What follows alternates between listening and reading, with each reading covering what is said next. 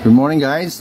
For now ay gagawa tayo ng propagation gamit ang ating nakuhang sanga ng lemon. Ito po, lemon.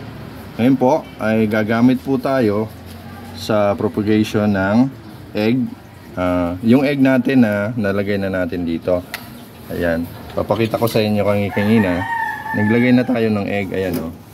Medyo malapot-lapot na. Tapos naglagay tayo gumamit tayo ng aloe vera. Inupit-gupit natin dyan. Tapos nag-cut tayo ng ganitong size para sa sanga. Yan. Yung sanga naman guys, lalagyan nyo siya dun sa dulo. Babalatan nyo lang guys. Yan, ganyan. Yan, may nabalatan na tayo kanina. So ganyan lang.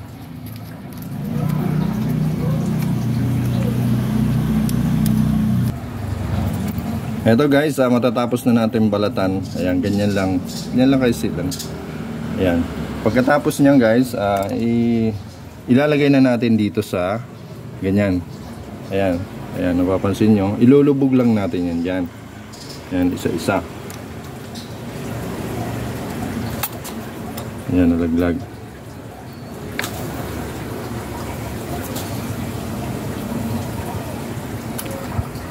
Ito na guys. Tapos na tayo. Ngayon tapos na yung ating paglagay ng sanga dito sa ating aloe vera. So maglalagay tayo dito guys. Kanina nilagyan ko na ng yan, gumamit tayo ng sting. Pwede rin soft drinks guys. So ayan, may itlog na po yan nakalagay dito. Nilagyan ko na ng itlog. Tapos naggupit-gupit tayo ng aloe vera. Ngayon guys, itong ating ginawa na to ay itutusok na natin dito. So i-mix muna natin pala yan.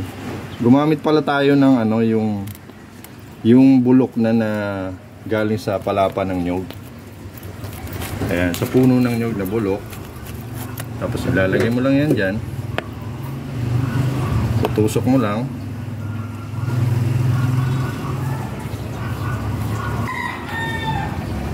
So ayan guys, tapos na guys. So tatabunan natin ang bahagya. Ayan. So ayan guys. Ngayon, ang purpose pala nito guys, ito yung para kailangan natin ng di ba, kailangan ng sugar yung plants, di ba? So dagdagan ulit natin.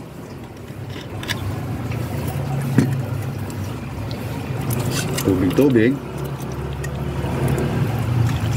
So ngayon guys, pagkatapos natin i-ganyan, tatakpan na natin tatakpan guys yan ng plastic.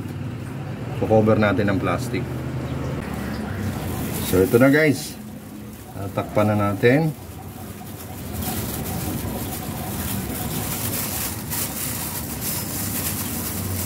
Yan. Kung mayroon kayong goma, pwede nyo talian dito. So okay na guys. Babalikan natin to after 15 days kung successful yung ating propagation. So guys, after propagation, after natin ganito, balikan natin ng 15 days. Titingnan natin kung successful yung ating propagation. So ayan. Maraming salamat guys. And please subscribe, like and share sa ating KBR TV. God bless us all.